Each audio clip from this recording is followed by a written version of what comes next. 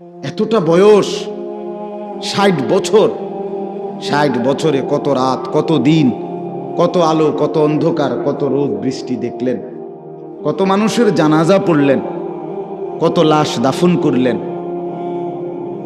কত অ্যাক্সিডেন্ট দেখলেন, কত বিপদ দেখলেন। এত কিছু দেখার পরেও আপনার কলজাটার ভিতরে আখিরাতের ভয়, কবরের ভয়, টেলিভিশনের নাচ গান দেখার প্রতি ঘৃণা আজও তৈরি হয় নাই। আপনি তো বড় শক্ত মানুষ। বলেন ইনসাফ কি বলে? ইনসাফ কি বলে? আফসোসের। এই জন্য আমি বদলাবো কোন দিন সেটা তো দেখার কথা। 20 বছর ধরে, 20 বছর ধরে যার ঘরে রঙিন টেলিভিশন চলতেছে, বউ বাচ্চা ছেলে মেয়ে প্রতিদিন নাচ গান নাটক সিনেমা দেখে বাপ, আপনি চাচা বাবা অভিভাবক, আপনারা আল্লাহর দোহাই দিয়া বলেন, আর কত বছর পরে আপনার মনে পড়বে, বুঝবেন যে এটা গুনাহ? বলেন মানে আর কি দিয়া বললে? আল্লাহর কোরআন থেকে বলা হয়েছে, রাসূলুল্লাহ সাল্লাল্লাহু আলাইহি সাল্লামের হাদিস থেকে বলা হইল, এত উলামায়ে কেরাম বলল, এরপরে আর কি বললে, কোনখান থেকে বললে আপনি বুঝবেন এটা গুনাহ? ইস্তাফতি কলবাক, এই আল্লাহর বান্দা নিজের দিলকে প্রশ্ন করে বলেন। কেউ কাউরে কিছু বললেন না, আমারটাই শুনেন, শুধু নিজেরা মন্তব্য করেন না। এটা ইনসাফের সাথে বলে। যুবক ভাই তোমরা যারা আছো, খোদার 365 দিন, 1 বছর, যার কপালে কোনোদিন ফজরের নামাজের সেজদা নাই, কোনোদিন ফজরের নামাজ পড়লা না, তুমি জানো না ফজরের নামাজের ওয়াক্ত হয় কখন, তুমি জানো, আর মুসলমান হবে কোন দিন?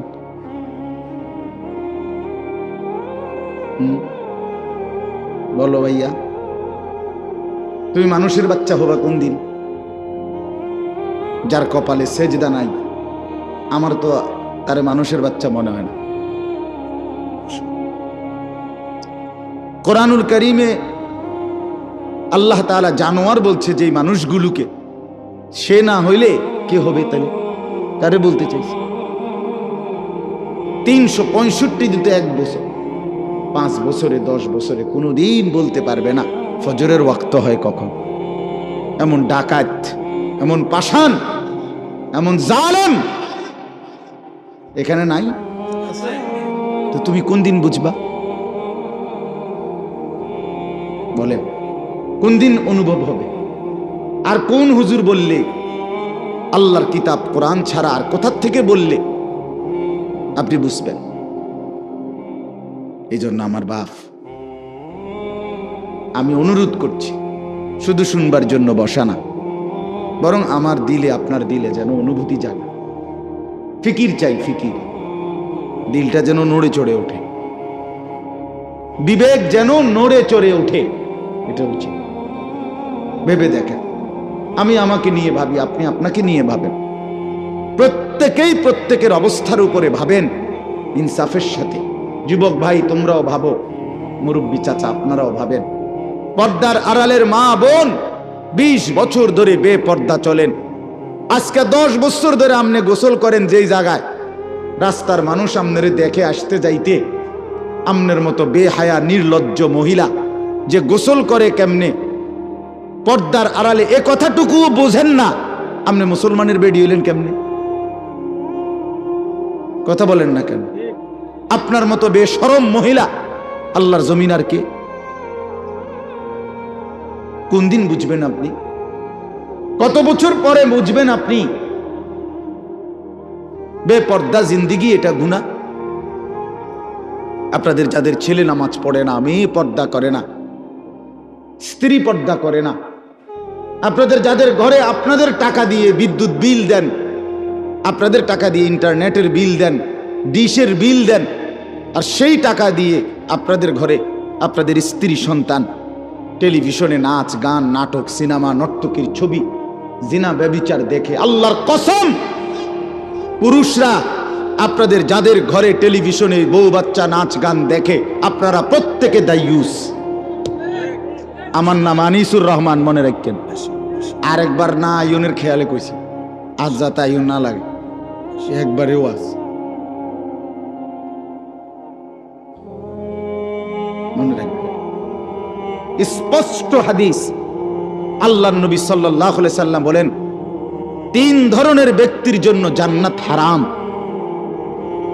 হারামাল্লাহু আলাইহিমুল জান্নাহ তালাসা, 3 ধরনের ব্যক্তি নবীজি বলছেন। 1 নাম্বার হলো মুদমিনু খাম, নেশাখোর, মদখোর, মদ পান করে যে নেশা করে, এই নেশাখোর জানোয়ার,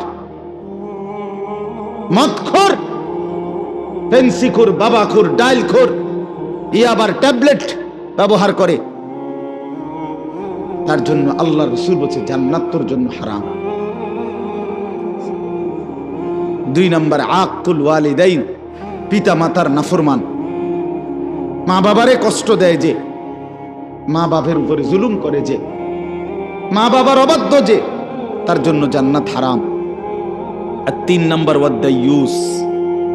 এখন প্রশ্ন হইল, দাইয়ুসের জন্য আল্লাহ রাসূল বলছে জান্নাত হারাম। এখন দাইয়ুস কে? খোদার কসম আমার ব্যাখ্যার দরকার নাই, আমার কথা না, রাগ হওয়ার কোনো সুযোগ নাই। আল্লাহ রাসূল বলছেন সাল্লাল্লাহু আলাইহি ওয়াসাল্লাম, আল্লাযী ওয়াদাইয়ুস আল্লাযী ইউকিররু আহলাহু আল খুবুস। এটাই হাদিসের ইবারত। রাসূলুল্লাহ সাল্লাল্লাহু আলাইহি সাল্লাম বলেন, এবং দাইয়ুসের জন্য জান্নাত হারাম। আর দাইয়ুস বলে যে তার পরিবারের স্ত্রী সন্তানের জন্য গুনাহ, নাফরমানি, খাবাসাত, জঘন্যতা, অশ্লীলতা, বেহায়াপনা, অসভ্যতাকে স্বীকৃতি দেয়, মেনে নেয়, তারে বলে দাইয়ুস, তার জন্য জান্নাত হারাম। হ আকার হা, অন্ত্যেষ্টিয় আকার ম, হারাম। বানান করে কইছে, আবার যদি কেউ বানান না পারে তাহলে বানান করে কইছে।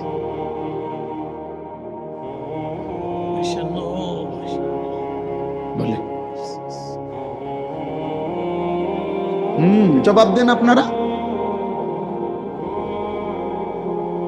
ঘরে 10 বছর ধরে টেলিভিশন চলে, আপনার কলিজার মধ্যে কোনো নড়াচড়া নাই, আপনি এটারে কিছুই মনে করেন না। কিতা ঘটনা কিতা? হ্যাঁ, আপনি কি ভাবতেছেন? জান্নাত মামুর বাড়ি মনে করে ফেলছেন? এটা হাসরের মাঠ, এটা নানার বাড়ি, শ্বশুর বাড়ি না। বাপ, রব্বি লা তুখজিনি ইয়াওমা ইউবআসুন ইয়াওমা লা ইয়ানফাউ মালুন ওয়ালা বানুন। ইব্রাহিম আলাইহিস সালামের মতো নবী, আল্লাহর বন্ধু নবী, আল্লাহর খলিল নবী, খোদার কসম বাপ, কুরআনুল কারীমের আয়াত। ইব্রাহিম আলাইহিস সালামের মতো নবী দুনিয়ায় থাকতে আল্লাহর কাছে দোয়া করেছিলেন, রব্বুল আলামিন লা তুখজিনি ইয়াওমা ইউবআসুন। আল্লাহ, আমি জানি আপনার খলিল, আমি জানি আমি আপনার বন্ধু, তবু আমার হাসরের ময়দানকে ভয় হয়। আল্লাহ, আমি ইব্রাহিমকে হাসরের মাঠে বেইজ্জতি করিয়েন না। ইয়াওমা লা ইয়ানফাউ মালুন ওয়ালা বানুন। আল্লাহ, যেদিন স্ত্রী, সন্তান, মাল, সম্পদ কোনো কিছুই কাজে আসবে না, সেদিন আমি ইব্রাহিমকে বেইজ্জতি করবেন না। আমার বাপ ইব্রাহিমের মতো নবী বলতেছে, আল্লাহ, হাসরের ময়দানকে আমার ভয় হয়। আপনি কে? আমি কে? কথা বলেন না। আপনি আমার কোনো পাত্তা আসেনি? হ্যাঁ, রাসূলুল্লাহ সাল্লাল্লাহু আলাইহি সাল্লাম পরিষ্কার বলছে, ইব্রাহিম আলাইহিস সালাম ওনার ছেলে ইসমাঈলকে দেখবে হাসরের ময়দানে, ওই যে দেখা যায়। আল্লাহর নবী বলেন, কসম উম্মত, ইব্রাহিমের মতো নবী একবারও ইসমাঈলকে হাসরের ময়দানে ডাকবে না, বরং বলবে, ইয়া রব্বি নফসি নফসি, আল্লাহ আমাকে বাঁচান। ইসমাঈল তারটা সে বুঝুক। ইয়াকুব নবী, রাসূলুল্লাহ সাল্লাল্লাহু আলাইহি সাল্লাম বলেন, ইয়াকুব নবী ইউসুফকে দেখবে হাসরের ময়দানে। এই যে দেখা যায় ইউসুফ, এটা সেই ছেলে ইউসুফ। কোরআনুল কারীমের মধ্যে আছে 40 বছর টানা, এক টানা 40 বছর যেই সন্তানের বিরহে কাঁদতে কাঁদতে ইয়াকুব নবী ওয়াবিয়াদ্দাত আইনাহু মিনাল হুজনি ফাহুয়া কাযীম। ইয়াকুব আলাইহিস সালাম ইউসুফের বিরহে 40টা বছর কাঁদতে কাঁদতে দুই চোখ অন্ধ হয়ে সাদা হয়ে গেছে। ওয়াবিয়াদ্দাত, সাদা হয়ে গেছে, দুইটা চোখ সাদা হয়ে গেছে। সেই ছেলে ইউসুফকে ইয়াকুব নবী হাসরের ময়দানে দেখার পরেও আল্লাহ নবী সাল্লাল্লাহু আলাইহি সাল্লাম বলেন, একবারের জন্য ইউসুফকে ডাকবে না, বরং সেই ইয়াকুব নবীও বলবে, ইয়া রব্বি নফসি নফসি, মাওলা আজ হাসরের ময়দানে শুধু আমাকে বাঁচাইতে চাই। ইয়া আইয়ুহান নাস ইত্তাকু রাব্বাকুম ইন্না জালজালাতাস সাআতি শাইউন আযীম। রব্বুল আলামিন বলেন, হে মানুষ, তোমরা সকলেই তোমাদের রব আল্লাহকেই ভয় করো। ইন্না জালজালাতাস সাআতি শাইউন আযীম। আল্লাহ বলে, আমার বান্দারা মনে রেখো, কিয়ামতের ভূমিকম্প বড়ই ভয়ানক হবে বান্দা। ইসরাফিল ফু দিবে আর জমিনে ভূমিকম্প শুরু হবে। সেই ভূমিকম্প একদিক শুধু নড়বে না, এক পাশ শুধু নড়বে না, আমার সৃষ্টির পুরা জমিন একসাথে নড়বে, একসাথে ভূমিকম্প শুরু হবে।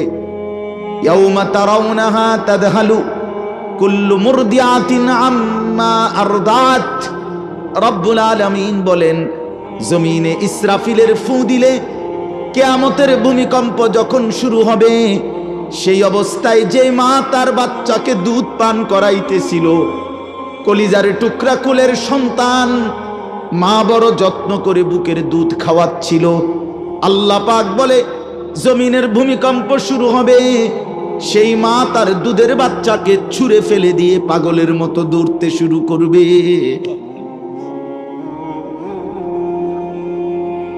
তাদাউ কুল্লু দাতি হামলিন হামলাহা, এটা কোরআনের আয়াত।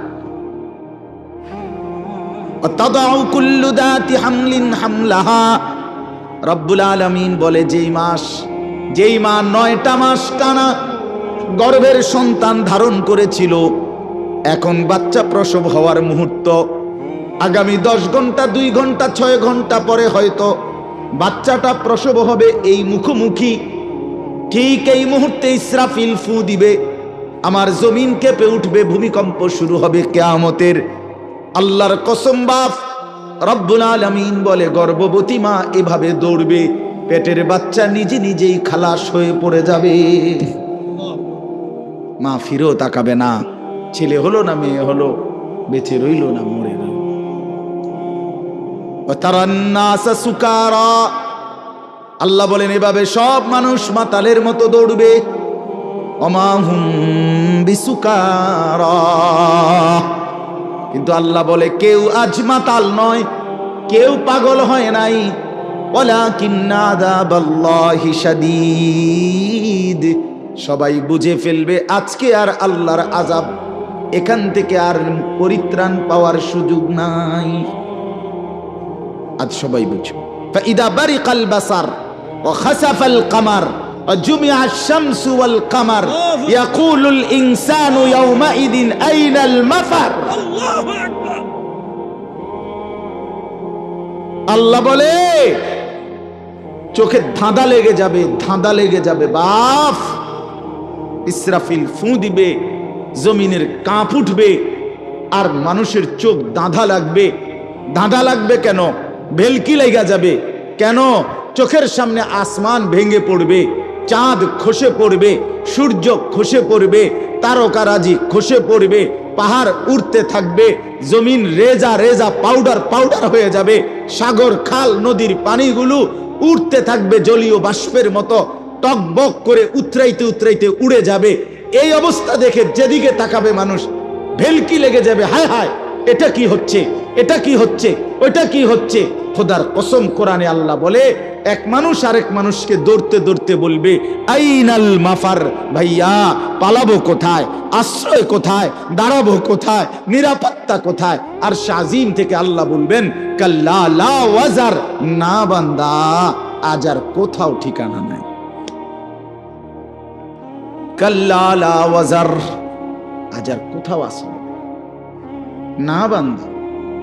ইলা রাব্বিকা ইয়াউমা ইদিনিল মুস্তাকার, আজ শুধুই আশ্রয়ে তোমার রব আল্লাহর নিকট। কার নিকট বলেন? আল্লাহর নিকট। ইউনাব্বাউল ইনসানু ইয়াউমা ইদিন বিমা কদ্দামা ওয়া আখার। রব্বুল আলামিন বলেন, ইসরাফিলের শিঙ্গা ফু দিয়ে পুনরায় আমি আল্লাহ হাসরের মাঠে সবাইকে নিয়ে আসব, আর প্রত্যেকটা মানুষকে তার জিন্দেগির দুইটা জিনিস জানাবো। একটা হলো ভালো কিংবা মন্দ তুমি নিজের হায়াতে যা করেছ, আরেকটা হলো ওয়া আখার, তোমার মৃত্যুর পরে তোমার নামে ভালো কিংবা মন্দ যা কিছু দুনিয়াতে চালু ছিল, দুইটার হিসাব। এই মসজিদে আমি নামাজ পড়েছি মোট যত ওয়াক্ত, এটাও আমার আমল নামাতে জমবে। এই মসজিদে আমি 1 লক্ষ টাকা দিছিলাম, 10,000 টাকা দিছিলাম, বিনিময়ে এই মসজিদটা হয়েছে।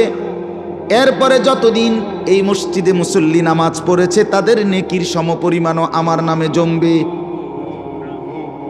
এই টেলিভিশনে আমি যতদিন দেখেছি নাচ গান নর্তকীর ছবি, এটা আমার নামে গুনাহ জমবে। আল্লাহর কসম বাপ, আমার মৃত্যুর পরে স্ত্রী সন্তান ছেলে মেয়ে আমার ঘরে যেই রঙিন টেলিভিশনে নাচ গান যত বছর ধরে দেখেছিল, আল্লাহর কসম বাপ, সমস্ত গুনার 100 সমান আমার আমল নামার মধ্যে জমা হবে। 100 মিসলু আসামে মান তাবিআ, অর্ধেক অর্ধেক। মিসলু মানে সমান, সমান সমান। লা ইয়ানকুসু যালিকা মিন আথামিহিম শাইআ, এক বিন্দু গুনাহ নাফরমান যে করছে তারও কমাবে না, যে ব্যবস্থাপনা করেছে তারও কমবে না। অপেক্ষা করেন, আপনি নিশ্চিন্ত থাকেন। আপনার টাকা দিয়ে কিনা টেলিভিশন আপনার মৃত্যুর পরে তারা ছেলে মেয়ে স্ত্রী সন্তান দেখবে, অথচ আপনার নামে কোনো কিছু জমা হবে না। না না, তারা কি এত বড় অকৃতজ্ঞ নাকি? তারা বলবে আমনে আব্বা নিশ্চিন্তে কবরে যান, আমরা পাঠামু আপনার নামে গুনাহ, আপনি টেনশন করেন কেন? আপনি আমগো বাপ না, আপনি কোনো চিন্তা করেন, কোনো চিন্তা। আপনি সুদে টাকা দিয়ে আমারে মানুষ করছেন, সুদে টাকা দিয়ে ঘর করে দিছেন, আপনি মরার পরেও আপনার নাম ভুলবো কেন? সুদের টাকা চলবে, আপনার নামও আমল জমবে, গুনাহ জমবে, অসুবিধা কি? আপনি নিশ্চিন্ত থাকেন। নাউযুবিল্লাহ। হ্যাঁ বাপ, খামখেয়ালি করেন না, আমি অনুরোধ করছি। আমি লম্বা কথা বলতে চাই না, অল্প কথাই। আমার কথা হলো খামখেয়ালি করেন না, না খামখেয়ালি করবেন না।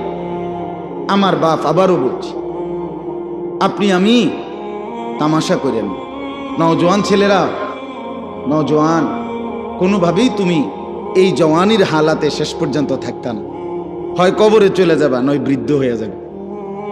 আমার বাপ, এই শরীর যৌবন হয়তো কবরে পাঠাই দিবে, আর নাই তো শরীরটা দুর্বল হইয়া বৃদ্ধ হইয়া যাবে। এই জওয়ানি থাকবে না দোস্ত, থাকবে না। আজকের সারাদিনে যার কপালে 1 ওয়াক্ত নামাজের সেজদা নাই, বাপ তুমি বহুত বড় বদনসিব, তুই বড় মন্দ কর, তুই বহুত বড় দুর্ভাগা। তোমার উপরে খোদার লানত, তোমার উপরে তোমার রসুলের লানত, তোমার উপরে আল্লাহর সমস্ত ফেরেস্তার লানত, তোমার উপরে আল্লাহর সমস্ত মাখলুকাতের লানত। এত অভিশাপ নিয়ে তুমি বাঁচতা না, ভালো থাকতে পারতা, সুখে থাকতে পারতা না। অনুরোধ আমার, কোরআনুল কারীমের মধ্যে আছে, আল্লাহ তাআলা নবী সাল্লাল্লাহু আলাইহি ওয়াসাল্লামকে বলেছেন, বন্ধু মনের ইচ্ছা মতো যে চলে, আরাআইতা মান ইত্তাখাযা ইলাহাহু হাওয়াহু আফা আনতা তাকুনু আলাইহি ওয়াকিলা। আল্লাহ নবীকে জিজ্ঞেস করতেছে, বন্ধু মনের ইচ্ছা মতো যে চলে আমি তো তার কোনো দায়িত্ব নেব না, বাকি আপনার কাছে জানতে চাই আফা আনতা তাকুনু আলাইহি ওয়াকিলা, আপনি নবী, আপনি আপনার এমন উম্মত যে মনের ইচ্ছা মতো চলে আপনি তার ওকিল হবেন? আল্লাহ জানতে চাইছে।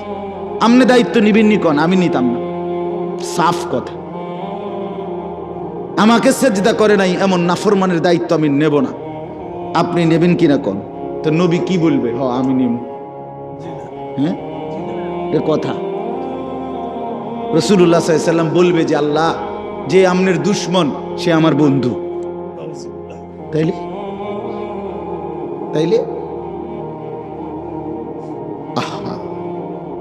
এজন্য দোস্ত আল্লাহর পাক ডাইরেক্ট বলছে আফা আনতা তাকুনু আলাইহি ওয়াকিলা, বন্ধু মনের ইচ্ছা মতো যে চলে আমি দায়িত্ব নেব না, আপনি নেবেন কিনা বলেন? আপনি ওকিল হবেন কিনা? ওয়াকিল। এরপরে আল্লাহ বলছে আম তাহসাবু আন্না আকসারাহুম ইয়াসমাউনা আও ইয়াকিলুন। আল্লাহর দোহাই ছেলেরা আমার এই কথা শোনো, এই একটা আয়াতের শব্দ তরজমা মনোযোগ দিয়ে শোনো বন্ধু। রাসূল বলছে, আল্লাহ নবীকে বলছে, বন্ধু মনের ইচ্ছা মতো চলে, নামাজ নাই, রোজা নাই, বন্দিগি নাই, আল্লাহ নাই, আখিরাত নাই, কোরআন নাই, সুন্নাহ নাই, মনে যা চায় গুনাহ আর নাফরমানির মতো যে চলে, আপনি হয়তো ভাবতে পারেন সে কিছু শুনে অথবা কিছু বুঝে। আল্লাহ বলে, বন্ধু আমি বলতেছি ইনহুম ইল্লা কাল আনআম, এটা আর কিছু নয়, আর কিছু নয়, শুধুই জানোয়ার, শুধুই জানোয়ার, শুধুই জানোয়ার, শুধুই জানোয়ার। ইনহুম ইল্লা কাল আনআম। নফি ইস্তিসনা আরবি ভাষার গ্রামারের নিয়ম হইল নফি ইস্তিসনা তাকিদ বুঝায়। আর কিছু নয়, আর কিছু নয়, শুধুই জানোয়ার, এটাই তর্জমা। অর্থ এমনি কইতেই, বালহুম আযাল্লু সাবিলা। আল্লাহ বলে না বন্ধু, জিদ তো আমার কমলো না। আল্লাহ বলে, বন্ধু রাগ তো আমার কমে নাই। আরে জানোয়ার বলে আমার আল্লাহর রাগ কমে নাই। আল্লাহ বলে, না বন্ধু না, এটা জানোয়ারও না, এটা জানোয়ারের চাইতো নিকৃষ্ট পথহারা। এটা কুত্তাও না, শুয়োরও না, এটা গরুও না, ছাগলও না, এটা কি কুত্তাও না, না না না, এর চাইতেও পথা। এক কুকুর যদি কেউ লাঠি আলগি দেয় তাহলে সেই কুকুর বুঝে আমারে মারবে, আমার ক্ষতি হবে, দৌড় মারে। আর মানুষ নামের এই জানোয়ার ঘন্টার পর ঘন্টা মোবাইলে উলঙ্গ ছবি দেখে, নর্তকীর নাচ দেখে, এক ওয়াক্ত নামাজ পড়ে না, একটা টাকা হারাম হালাল উপার্জন করে না, স্ত্রী পর্দা করে না, ছেলে নামাজ পড়ে না, মেয়ে পর্দা করে না, সারাদিন দুনিয়ার অবৈধ উপার্জন নিয়ে পড়ে থাকে। তার মানে এই সবগুলো গুনাহ যে তাকে জাহান্নামের ধাউ ধাউ আগুনে জ্বালাবে, এই জানোয়ার এটাও বুঝে না। এ তো কুত্তার তুনু খারাপ, এ তো কুকুরের চাইতেও খারাপ। কুকুর তো লাঠি আলগি দিলে বোঝে যে আমার মারবো, এই জন্য দৌড় মারে। বাল হুম আযাল্লু সাবিলা। আল্লাহ তাআলা বলে, বরং সে তার চাইতেও বেশি নিকৃষ্ট পথ হারা। আল্লাহ আমাদেরকে মাফ করে দেন। আমার ভাই, শক্ত কথা বলছি শুধু এই কারণে, দিল জাগাইতে চাইছি, নইলে আমার কোনো কারোর সাথে কাজ্জা হয়েছে না, এনে বলে আইয়ে একটা মারামারি হয়েছে, আজ যা সুযোগ পাইছি মাইকে সুইরালাম। ব্যাপারটা এমন মনে করায় দেওয়া। কেন ভুলে যাব আল্লাহকে? কেন ভুলে যাব আল্লাহকে? কেন আখিরাত ভুলে যাব আমরা? আল্লাহকে কেন ভুলে যাওয়া? দুনিয়া আমাদেরকে কি দিল? নর্তকী আমাদেরকে কি দিল? গান, বাদ্য, নাটক, সিনেমা আমাদেরকে কি দিল? হারাম উপার্জন যে মানুষগুলো করছেন, আল্লাহর কসম করে বলেন, তার কি সংসারের প্রয়োজন, চাহিদা শেষ পর্যন্ত পূরণ হয়ে গেছে? তাই লাভ হয়েছে কি? হালাল উপার্জন যে করে তারও সংসারের অসংখ্য চাহিদা অপূর্ণ থেকে যায়, হারাম যে উপার্জন করে তারও থেকে যায়। দুনিয়া তো রাক্ষস, দুনিয়া তৃপ্ত হয় না। আমি প্রত্যেক দিন বলি, দুনিয়া কাউকে তৃপ্ত হতে দেয় না। দুনিয়া একটা রাক্ষসের নাম, যে রাক্ষস এতগুলো দিলেও গিলে ফেলে আবার মুখ হা করে, এর নাম দুনিয়া। দুনিয়া ছোট কম্বলের মতো, যে কম্বল নিচেরটা ঢাইকা দিলে উপরটা খালি হয়ে যায়, উপর অংশ ঢাকলে নিচের অংশ খালি হয়। রাসূলুল্লাহ সাল্লাল্লাহু আলাইহি ওয়াসাল্লাম বলেন, লা ইয়ামলাউ জাওফু ইবনু আদামা ইল্লা তুরাব। কবরের মাটিতে ঢুকা পর্যন্ত খোদার কসম নবী বলেন বনি আদমের পেট ভরবে না। বনি আদম মানুষ তৃপ্ত হবে সেদিন, স্বস্তি পাবে সেদিন, স্থির হবে সেদিন যেদিন কবরে ঢুকবে। তার আগ পর্যন্ত কি নাই? তৃপ্তি নেই। দুনিয়া তৃপ্ত করে, দুনিয়া তৃপ্ত করে। হাত্তা ইদা আখাদাতিল আরদু যুখরুফাহা ওয়া যায়্যানাত ওয়া যান্না আহলুহা আন্নাহুম কাদিরুনা আলাইহা আতাহা আমরুনা লাইলান আও নাহারান ফাজআলনাহা হাসীদান কাআল্লাম তাগনা বিল আমস। সূরা ইউনূসের আয়াত। আল্লাহ বলেন দুনিয়া কেমন জানো? এক কৃষক খেতে ধান ফলাইছিল, সারা খেতে সবুজ গাছ ভরে উঠছে। কৃষক খুব খুশি, এত সুন্দর ধান হইছে, সবুজ গাছ হইছে এবং সবগুলো ধান বের হইছে। কৃষক বসে বসে ধান ক্ষেতের পাশে দাঁড়াইয়া আগামী 2 বছরের 1 বছরের পরিকল্পনা লাভের করতেছে, যে এই ধানগুলো বিক্রি করে আল্লাহর রহমতে আশা করি লাখ 2 টাকা যদি মিল হয়, দোতলার কামটা ধরবো, ফোলাগা বিদেশ পাঠামো, মেয়েটা বিয়ে দেবো, হ্যাঁ, অথবা 2টা রুম আর বাকি, এই 2টা রুম শেষ করবো। এইভাবে ভাবে সে তার প্ল্যান প্রোগ্রাম করতেছে। কিসের উপরে? সবুজ ধান গাছগুলোর উপরে তাকাইয়া। আল্লাহ বলেন আতাহা আমরুনা লাইলান আও নাহারান, হঠাৎ এক রাতে অথবা সকালে এই লোকের অগোচরে আমি আল্লাহর পক্ষ থেকে হয়তো মুষলধারে প্রচন্ড বৃষ্টি অথবা প্রচন্ড ঝড়ো বাতাস অথবা যেই কোনো রকমের কোনো কিছু পোকা এই ক্ষেতের মধ্যে লাগছে। 1 ঘন্টায় 1 ঘন্টায় 1 রাতে সকালবেলা আইসা সে দেখছে একদম মাটির সাথে মিশে গেছে ফসল। কাআল্লাম তাগনা বিল আমস, মনে হচ্ছিল যেন গতকালকে এখানে কিছুই ছিল না। আল্লাহ বলে ঠিক দুনিয়ার জীবন বান্দা এমন। 50 বছর পরিকল্পনা করে, কত কষ্ট, রক্ত পানি করে, রাত দিন হালাল হারাম বাজ বিচার করে নাই। কিসের আল্লাহ, কিসের নামাজ, কিসের রোজা, কিসের হালাল হারামের পার্থক্য? দুনিয়া শুধু 2 হাতে ছিঁড়া কামড়াইয়া দুনিয়া জোগাড় করছে। জোগাড় করার পরে এখন যখন সিদ্ধান্ত নিছে ভোগ করবে দুনিয়া, মালাকুল মউত আজরাইল আইসা বলছে চাচা চলেন, যাওয়ার সময় হয়ে গেছে, যাওয়ার সময় হয়ে গেছে। হ্যাঁ, আমরা কিতাবে পড়ছি দিল্লির একজন সম্রাট ছিল শের শাহ। শের শাহ তিনি দিল্লির বাদশাহ হয়েছিলেন। দীর্ঘ 60 বছর যুদ্ধ করে লাগাতার শেষ পর্যন্ত উনি দিল্লির ক্ষমতা দখল করছিলেন, দিল্লির বাদশাহ হয়েছিলেন। তখন উনার বয়স হয়ে গেছে 70 ঊর্ধ্বে যখন উনি দিল্লির মসনদে বসছেন। ইতিহাসের বক্তব্যে আছে দিল্লির সম্রাট শের শাহ একদিন বলছিলেন এই অবস্থায় যে হায়, আমার রাজত্বের সূর্য যখন উঠল, আমার হায়াতের সূর্য যখন ডুবতে শুরু করল। আমার রাজত্বের সূর্য তো উঠছে, আজ তো আমার ক্ষমতার অনেক কিছু হইছে, কিন্তু আমার হায়াতের সূর্য তো ডুবতে শুরু করছে। আমার তো আর এখন উপভোগ করার টাইম নেই। আমার বাপ হতে পারে কবরে পৌঁছায় দিবে, অথবা অসুস্থ, রোগ, বৃদ্ধ, দুর্বলতা অক্ষম করে দিবে। আমরা 5 ভাই 3 বোন 8 জন। আমার আব্বা 43 বছর এক মসজিদে ইমামতি করছে, একটা প্রাইমারি স্কুলের মাস্টারি করছে। 8 জন ভাই বোনকে অনেক কষ্ট কইরা অভাবের সংসারে আব্বা পড়ালেখা করাইয়া দিন শিখাইছে। অনেক কষ্ট হয়েছে বাপের। সেই স্মৃতি আমার পুরা মনে আছে। বাপ অভাবের সংসারে বাবার টানা হেসরাটা কেমন ছিল। 8টা ভাই বোন, পড়ালেখা করাইতে গিয়ে বাবার বুকটা মাটির সাথে লাগিয়ে গেছে। একটা গেঞ্জি দিয়েও বাবার জিন্দেগি চলছে। আমার একটা বয়ানের মধ্যে আছে, আমি একবার বলছিলাম, আমি ঈদের দিনেও আমার ঈদের পাঞ্জাবিটা সেলাই হয় নাই। ঈদের দিনও আমি দাঁড়াইয়াছিলাম টেইলারের সামনে। টেইলারের দোকানদার সেলাই করে দেওয়ার পর এরপরে আমি ঈদগাহে নামাজ পড়তে গেছি।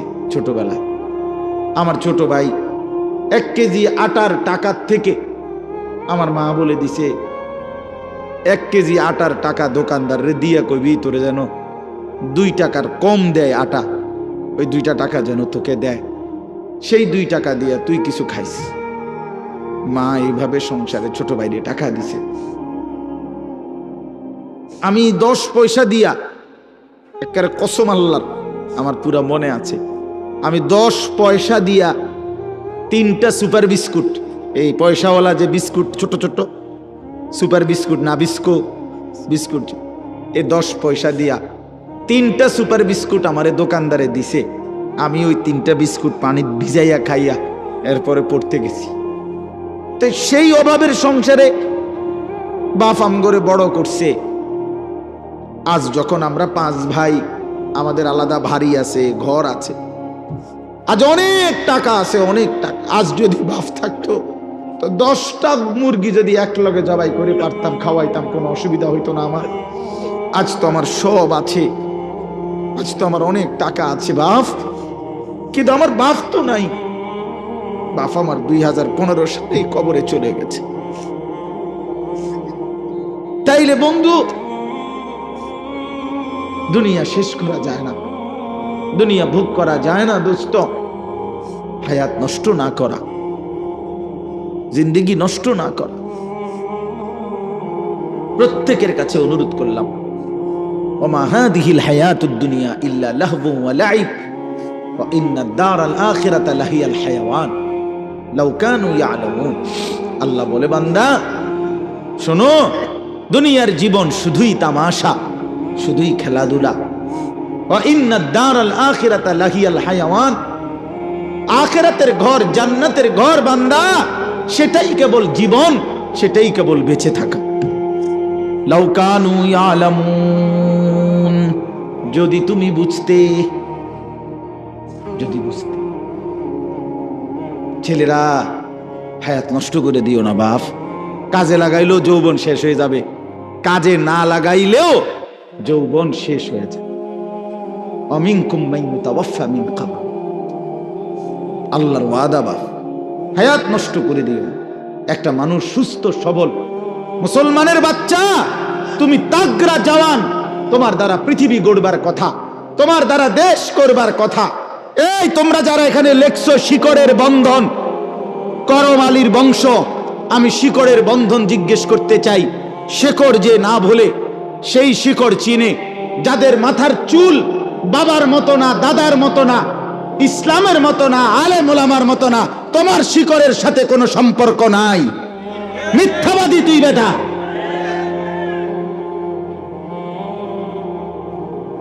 তোর বাবা কোনোদিন এই চুল রাখে নাই। কথা বলেন না কেন? এটা শিকড়, তুমি শিকড় ছিঁড়ে ফেলছো। শিকড় কাগজে লিখলে হবে না, প্রমাণ করো তোমার শিকড়। তোমার দাদা দিন রাত, তোমার দাদা মোবাইলে উলঙ্গ ছবি দেখতো না? এই বেটা কথা কয় না কেন ছেলেরা? তোমার বাপ দিবানিশি মোবাইলে উলঙ্গ ছবি দেখতো, তো তুমি যে সারা দিন সারা রাত মোবাইলে উলঙ্গ ছবি দেখো, সারা দিন এটা টিপো, এটা নি শেকড়। কোথায় তোমার শেকড়? কই? আমার শেকড়ের বন্ধন আছে। আমার বাপকে দেখছি আজীবন পাঞ্জাবি গায়ে দিছে, আমি পাঞ্জাবি গায়ে দিই। আমার বাপ আজীবন টুপি মাথায় দিছে, আমার টুপি আছে। আমার বাপ আজীবন দাড়ি রাখছে, আমার দাড়ি আছে। আমার বাপ আজীবন মিসওয়াক করছে, আমার মিসওয়াক আছে। আমার বাপ আজীবন টয়লেট পেপার ব্যবহার করছে, আমার টয়লেট পেপার আছে। আমার বাপ আজীবন তসবি ব্যবহার করছে, আমার কাছে তসবি আছে, ওই যে তসবি এনে থুইলাম। আমার বাপ আজীবন আতর ব্যবহার করতেন, আমার কাছে আতর আছে।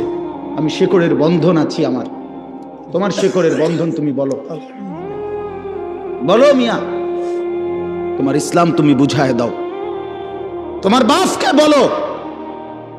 আমি তো অসংখ্যবার বলছি, তোমরা যারা সিনেমার নর্তকীর ছবি, নাচ গান, জিনা ব্যভিচারের দৃশ্য দেখো, এই বাপ, তোমরা এক পবিত্র মুসলমান মায়ের 2 বছর দুধ খাইয়া বড় হইছিলা, তোমরা ওই নর্তকীর হাতে বড় হও নাই, মায়ের হাতে বড় হইছো তোমরা। তুই বেটা নর্তকীর সন্তান না, তুই এক মুসলমান মায়ের সন্তান। তো মাকে ভুলে গেলি কেন? এই বেটা, মাকে ভুলে গেলি কেন? বাবাকে ভুলে গেলি কেন? আল্লাহকে ভুলে গেলি কেন? ইয়া আইয়ুহাল ইনসান মা গাররাকা বিরাব্বিকাল কারীম। হযরত মাওলানা তারেক জামিল সাহেব, পাকিস্তানের দাওয়াত ও তাবলীগের বিশ্ববিখ্যাত মুরব্বী, উনি এই আয়াতের এইসা শানদার তর্জমা বলছিলেন। উনি উদাহরণ দিছিলেন যে এক মা, এই যে এই ভাই, তো এক মা যদি তার সন্তানকে এইভাবে বুকের কাছে জড়ায় ধরা, মা যদি চোখের পানি ফেলে বলে, বাপ আজকে 6টা মাস মারে সারা কেমনে থাকলি রে বাপ। এক মা যদি বলে, কল্পনা করেন তো, আজকে 6টা মাস বাপ একটা ফোন করলি না, মার একটা খবর নিলি না, এ কথা বলে যদি কোনো মা কাঁদা দেয়, আচ্ছা পাথরের মতো দিল সন্তানের কলিজা কি আর বাদ মানবে?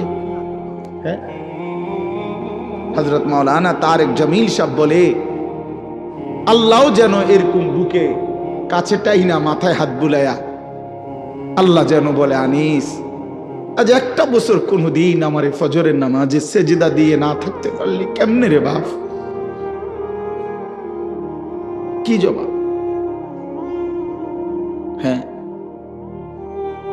আল্লাহ যদি বলে রাত 11টা বাজে ঘুম থেকে তুলে, আনিস আজকের সারাটা দিনে 1 ওয়াক্ত নামাজ না পড়ে আমারে ভুলে কেমনে রে থাকতে পারলি, কি জবাব দিবা যুবক? কি বলবেন? ওই মা আপনারা যারা নামাজ পড়েন নাই, আপনারা কি বলবেন? বোন আপনারা যারা বেপর্দা, আপনারা কি বলবেন? মা গাররাকা বিরাব্বিকাল কারীম। আল্লাহ বলে, হে মানুষ, আমার মতো দয়ালু মেহেরবান মনিব থেকে কে তোমারে আলাদা করে দিল? আমার চাইতে ভালো কোথায় পাইলা? এত বড় আসমান দিয়ে যে মনিব আমি তোমাদেরকে লালন করছি, আমার চাইতে দয়ালু মনিব কই পাইলা? এত বড় জমিন, والسماء بنيناها بأيد وإنا لموسعون। আল্লাহ বলেন, বিস্তীর্ণ এই আসমান তো আমি আল্লাহ আমার নিজ কুদরতি হাতে বানিয়েছি। ওয়াল আরদা ফারাশনাহা ফানি'মাল মাহিদুন। আল্লাহ বলে, পায়ের নিচের এই জমিন তো বান্দা আমি আল্লাহ নিজে বিছিয়ে দিয়েছি। কে বিছাইছে? বলেন সবাই, আসমান কে করেছে? এত বড় আসমান, এত বড় জমিন দিয়ে বান্দা আমি তোমাকে লালন করছি, আমার চাইতে দয়ালু মনিব তুমি কই পাইলা? যুবক বলো, ভাইয়া বলো বলো। ওই হারামখোর বাবারা বলে, সুদের লেনদেন যারা করেন আল্লাহকে ছেড়ে দিলেন কেন? 1টা ওয়াক্ত নামাজ যারা পড়েন না আল্লাহকে ছেড়ে দিলেন কেন? কেন? আল্লাহর চাইতে উত্তম কাকে পেলেন? আল্লাযী খালাকাকা ফাসাওয়াকা ফাআদালাক। আল্লাহ বলে, তোকে বানিয়েছি আমি, তোকে সাজিয়েছি আমি, তোর দেহের অঙ্গ প্রত্যঙ্গ লাগাইছি আমি। তোর মাকে জিজ্ঞাসা কর, মা আমার নাক লাগাইছে যেদিন আপনি জানতেন কিনা, আমার হাত লাগাইছে যেদিন আপনি জানতেন কিনা? মা বলবে, না রে ফুত, আমি কিছুই জানতাম না, আমি শুধু জানতাম আমার গর্ভ, আমার পেটে সন্তান আছে, আমি এতটুকুই জানতাম। আল্লাহ বলে, মা তুই ঘুমা, তোর পেটে রাইখাই আমি আল্লাহ যথোপযুক্ত সময়ে তোর সন্তান গড়ে দিচ্ছি। ওয়ালাকাদ খালাকনাকুম সুম্মা সাওয়ারনাকুম। আল্লাহ বলে, বানাইছিও আমি, সাজাইছিও আমি। বাহ! মা জানে না, বাবা জানে না, কেউ জানে না। কেউ জানে নাক লাগাইছে কোন দিন, কান লাগাইছে কোন দিন? কেউ জানে?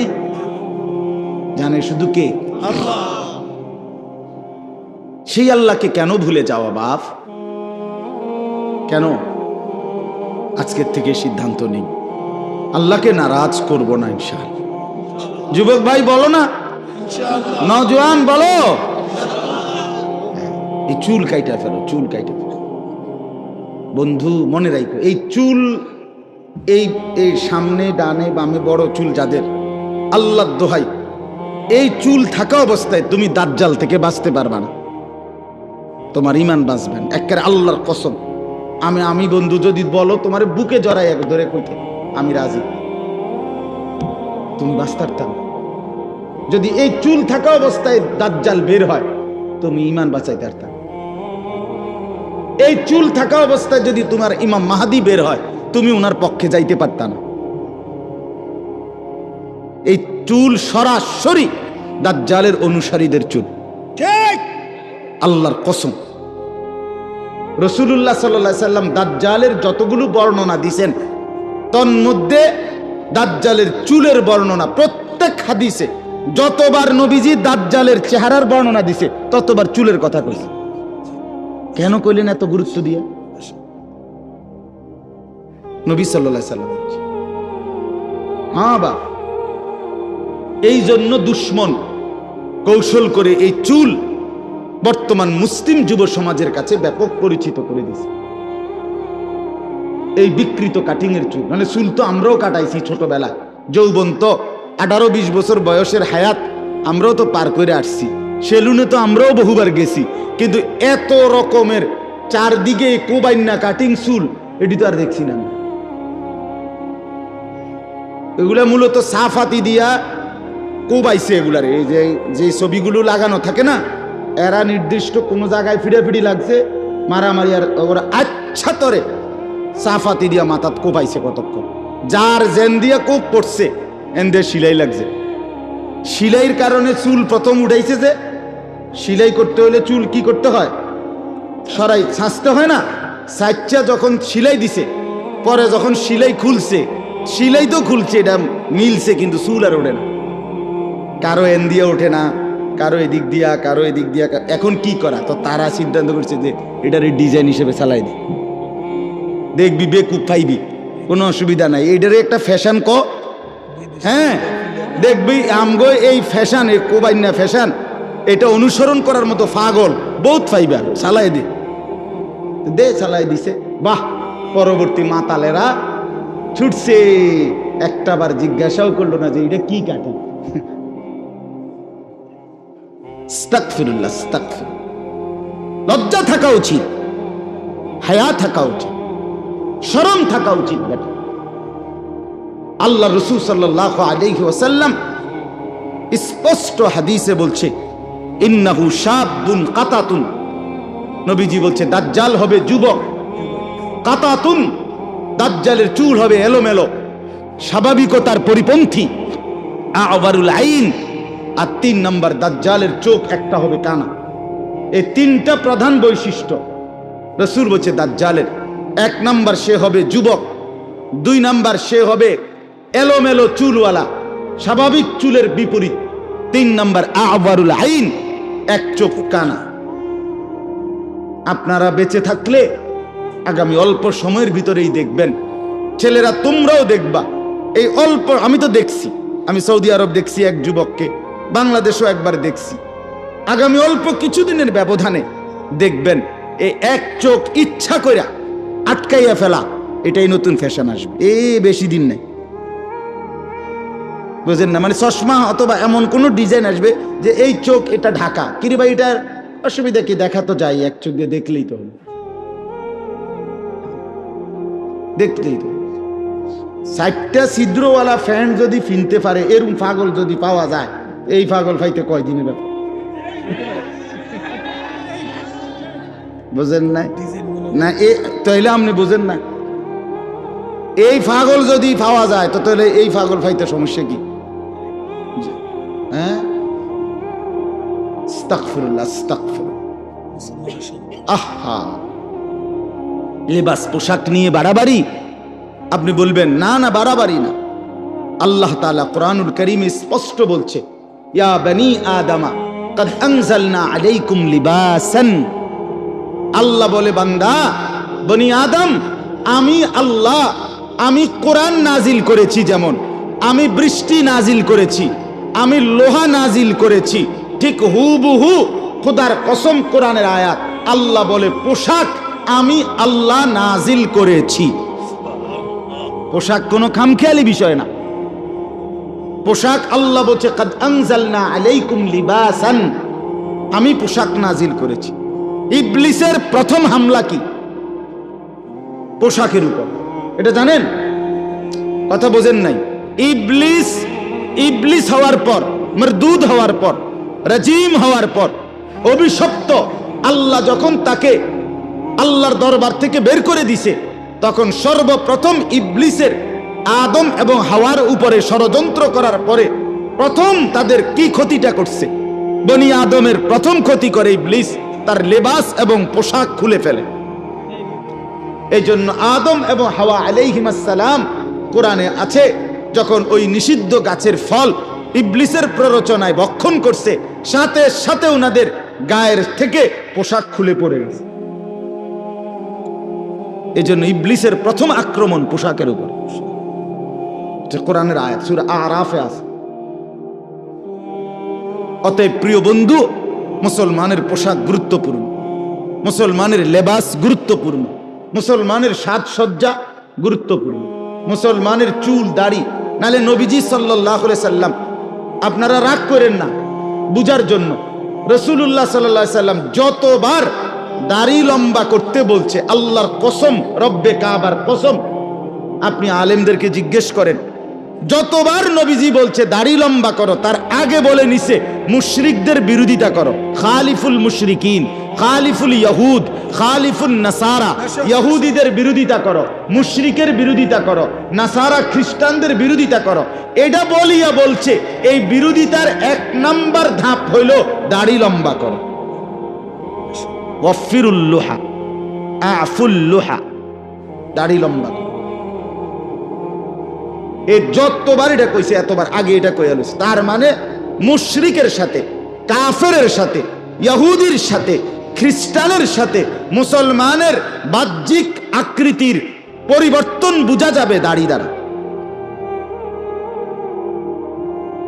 আর জন্য আপনি এটা খামখেয়ালি মনে করেন। হুজুররা আপনারা বাড়াবাড়ি করেন, হুজুররা ইসলাম উদার, আপনারা অনেক সংকীর্ণ কোণে দিছেন। কি উদার মানে? যে সমস্ত নাস্তিক মুরতাদরা, ইসলামের দুশ্মনরা বলে ইসলাম উদার, তোদের এই উদারের অর্থ কি? মানে বেডা বেডি, হালাল হারাম, জায়েজ না জায়েজ, কিচ্ছুর কোনো বাস বিচার নাই, এটা নিয়ে উদারতা। কথা বলেন না কেন? আপনারা শুনবেন, অলরেডি বাংলাদেশে শক্তভাবে কার্যক্রম চলতেছে যে এই ট্রান্সজেন্ডার মতবাদ নিয়ে। এই ট্রান্সজেন্ডারের জঘন্য থাবা আমার সমাজকে জিনা, ব্যভিচার আর অসভ্যতার একেবারে ডাস্টবিন বানায় ফেলবে। এটা গ্রামের মানুষ আপনারা অনেকে জানেনও না, আপনারা বুঝমান ছেলেদের কাছ থেকে জেনে নিবেন। সারা ইউরোপের মধ্যে নতুন মতবাদ হইল নারী এবং পুরুষের মধ্যে তাদের দেহ মূল কিছু না, মন হইল মূল বিষয়। বর্তমান পৃথিবীর আধুনিক ইউরোপের একটি মতবাদ, নারী পুরুষ দেহের দ্বারা না, নারী পুরুষ মনের দ্বারা নির্মিত হয়, দেহ দ্বারা না। কোন ছেলে যদি 18 বছরের ছেলে, তার সারা দেহের অঙ্গ পুরুষের, ছেলের অঙ্গ, সে যদি বলে, তার মন যদি বলে সে আমি নারী, তাইলে আধুনিক ইউরোপের দাবি হল তাকে নারী হিসেবে পরিবর্তন হওয়ার অধিকার দিতে হবে। এটারই ট্রান্সজেন্ডার। কোন মেয়ের দেহের অঙ্গ নারীর, কিন্তু সে যদি বলে যে আমার দেহ যদিও নারীর কিন্তু আমার মন বলে আমি পুরুষ, তাহলে তাদের দাবি, এবং বাংলাদেশে এটা পুরাপুরি অলরেডি ট্রান্সজেন্ডার সুরক্ষা আইনের খসড়া লেখা হয়েছে, এই কিছুদিনের মধ্যে পাশ হয়ে যাবে।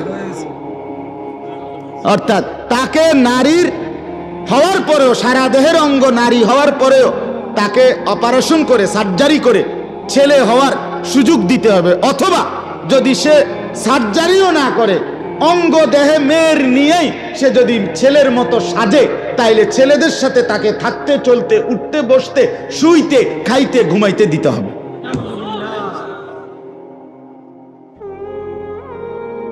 আগামী প্রজন্ম কোথায় দাঁড়াবে? কোথায় গিয়ে দাঁড়াবে বাপ?